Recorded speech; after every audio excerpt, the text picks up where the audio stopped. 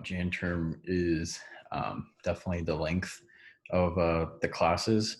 The hardest part about Janterm is probably how long the class is, because it's a lot.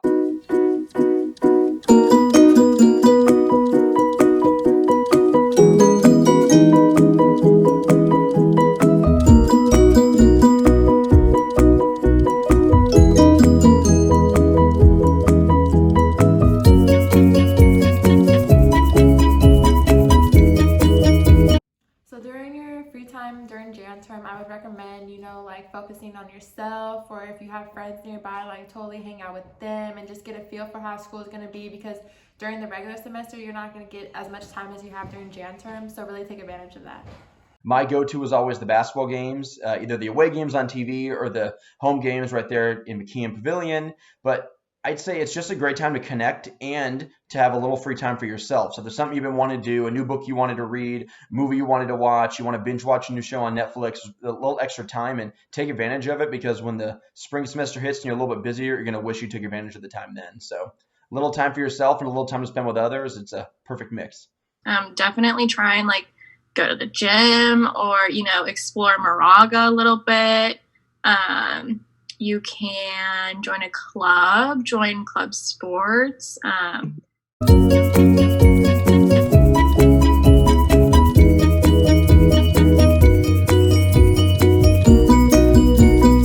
would just say, you may have something that everybody's thinking. So it's might as well say it. And if you say something that's not relevant or people don't understand, then that's fine. Who cares? People are going to get over it. And if you don't know something, chances are a lot of other people aren't going to know it too. Yeah. The more you talk, the more comfortable you get, and the process will be a lot easier for you.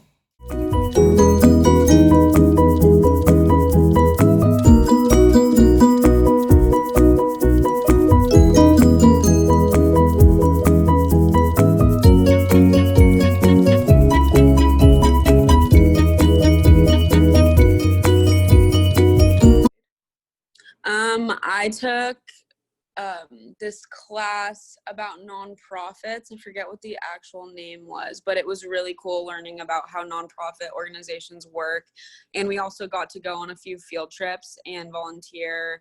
Obviously, the travel component's huge. I had a lot of my friends and roommates who went to Ireland, and they still talk about the trip to this day. So it really had a big impact. And it's not often you get, especially when you start working, I can attest that you don't have a month to actually go travel somewhere or a new country. So if you can do it and you can swing it financially, time-wise, I'd highly recommend you travel.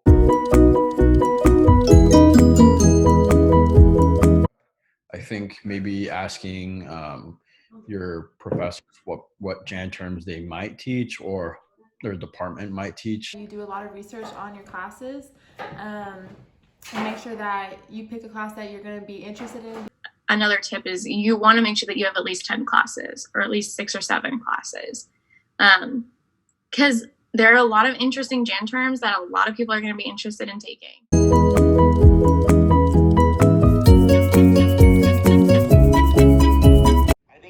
It's challenged all of us to find new ways to connect and learn and be a community. So I think it's going to provide some unique new ways, and I'm sure Zoom, we've all leveraged it and done it for work, done it for school, done it for happy hours, done it for church services, all of them. So I think they're going to find some new ways to connect and use Zoom in some new ways. I would definitely say that for on-campus classes, a majority of our students, if not almost all of them, are able to get into a class that they are interested in and, excited about, basically. There are, some students who don't get into the class that they want and are upset about that. One of the only other problems is if we have under-enrolled classes that need to be canceled, and then those students are usually not very happy. But we do really try to help everybody get into a class that they are interested in, and excited.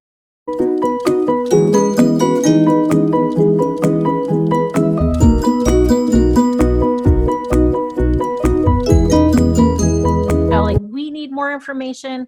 the instructor always wants that feedback.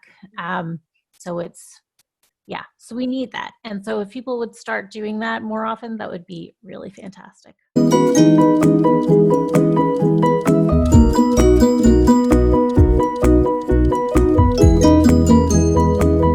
So the process for Janterm classes being offered is unlike any of the other programs, because the Janterm faculty, they create their own classes, propose them, and then the Janterm committee vets them.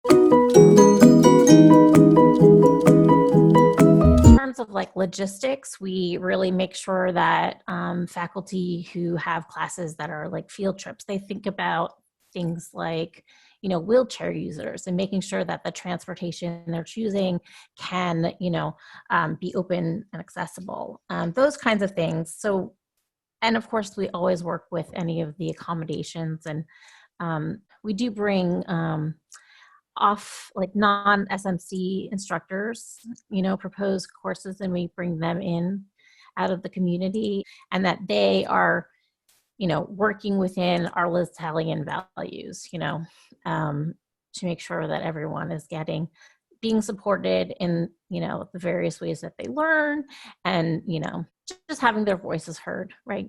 So I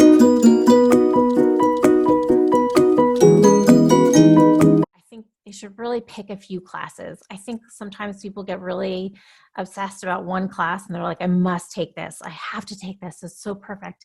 But really, you know, you never really know until you're in the class and, you know, you're talking to the instructor and, you know, the makeup of the class. Any of these could be a really great experience. So pick a few.